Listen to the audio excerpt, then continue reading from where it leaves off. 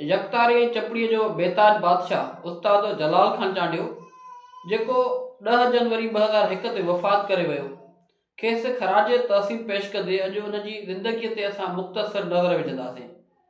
बिस्मिल्लाहिर्रहमानिर्रहीम, अस्सलाम वालेकुम। गुल हसन निबू पोटो तव्हांजे लाइ हाज़िर ख़िदमत आहे। दोस्तो, उस्ताद जलाल खान चांडियो यकतारी ऐं चपड़ी जो बेताज बादशाह हुयो जेको पंहिंजे दौर जो हिकिड़ो तमामु सिंध जो निमाया फनकार थी गुज़रियो आहे।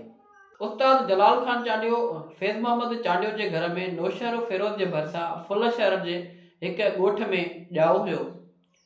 उस्ताद जलाल खान चांडियो नंढे हूंदे बकरियूं चारींदो हुयो। हिन जो राग सां शौक़ु हुयो, पर बकरियूं चारण खां पोइ हू पहिरियां हिकिड़े दर्जीअ वटि कमु सिखण वियो। हिन दर्द को कमु सिखियो, पर उन जे दौरान हिन खे राग जो जुनून हूंदो हुयो। ही राग झुंगारींदो हुयो ऐं हिन खे इत्फाक़ सां वरी इश्क जी चोट बि लॻी वई, मिजाज़ी इश्क यानी दुनियावी इश्क।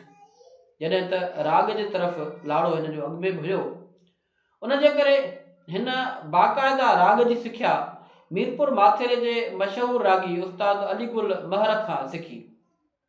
यकतारे ऐं चपड़ीअ ते ॻाइण जे करे हिन खे सिंध जे झर झंग में तमामु घणी शोहरत मिली, जंहिं करे हिन मथां इज़त जी, शोहरत जी ऐं मिल्कियत जी जेका देवी हुई उहा महिरबान थी वई। ही नगर में, ॻोठ में, शहर में, झंग में, झर में हर जाइ ते गूंजण लॻो। हर माण्हू नंढो वॾो, ॿुढो पोड़ो पको हिन जे आवाज़ जो आशिक़ थी पियो ऐं हिन खे ॿुधण लॻो। जलाल चांडियो न सिर्फ़ पाकिस्तान में पर पाकिस्तान खां ॿाहिरि बि केतिरनि ई मुल्कनि में पंहिंजे फ़न जो मुज़ाहिरो कयो। उस्ताद जलाल खान चांडियो जी ज़िंदगीअ में ई उन जे नाले सां ऐं उन जी ज़िंदगीअ ते फिल्म ठही हुई जलाल चांडियो, जंहिंमें मरकज़ी किरदार बि जलाल खान चांडियो यानी उस्ताद जलाल चांडियो पाण कयो हुयो। हिन जा घटि में घटि 10,000 खां वधीक कलाम ॻायल आहिनि। उस्ताद जलाल चांडियो पंहिंजी ज़िंदगीअ में हिकिड़ो इंतिहाई यारवेस, नफ़ीस ऐं मोतबर माण्हू हुयो। हिन जी मोतबर माण्हुनि सां दिलि लॻंदी हुई ऐं ही परे परे खां दोस्त घुराए उन्हनि सां महफ़िलूं रचाईंदो हुयो। ही पाण घोड़नि जो, मेहुनि जो ऐं ॾांतनि जो वॾो शौक़ीन रहियो। उस्ताद जलाल खान चांडियो हिकिड़े प्रोग्राम में वियो लाड़काणे में, चवनि था त उहो गोपांगन जो प्रोग्राम हुयो। मतिलबु माण्हुनि जी उस्ताद जलाल खान चांडियो सां इन हद ताईं जी मोहबत हुई जो उन प्रोग्राम में हिन खे सोन जो ताज पारायो वियो हुयो।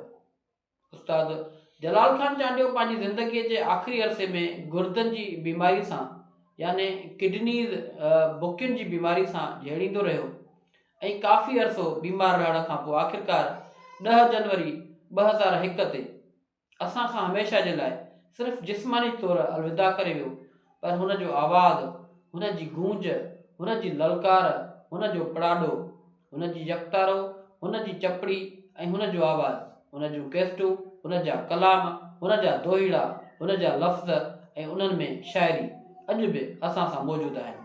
दोस्तो, तव्हांखे असांजा व्लॉग्स, असांजा वीडियोज़ कीअं था लॻनि, कमेंट ज़रूरु कंदा कयो त जीअं असां पंहिंजे प्रोग्राम खे, पंहिंजे हिन वीडियोज़ खे जारी रखी सघूं। छो त असांखे तव्हांजी मोहबत घुरिजे ऐं कमेंट जी सूरत में तव्हांजी सपोर्ट घुरिजे।